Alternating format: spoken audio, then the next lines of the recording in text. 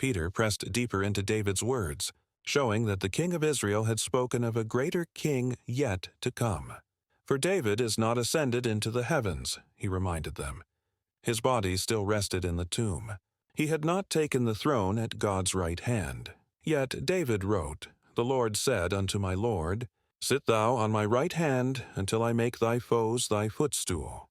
David called someone his Lord, someone greater than himself, someone who would sit in the place of divine authority until every opposing power was brought beneath his feet.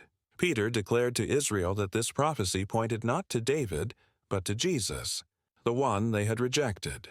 Then he spoke the words that struck like lightning. "Therefore let all the house of Israel know assuredly that God hath made that same Jesus whom ye have crucified, both Lord and Christ." In one sentence he turned their understanding upside down. The man they had dismissed as a threat, condemned as a blasphemer, and delivered to death was in truth the Lord enthroned in heaven and the Messiah long promised to their fathers.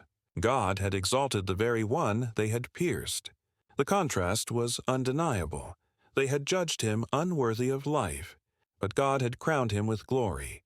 The weight of that truth fell upon the crowd with a force no argument could deflect. When they heard this, they were pricked in their heart, pierced with conviction that cut deeper than guilt alone. They saw their error, their blindness, and the enormity of rejecting the one sent to save them.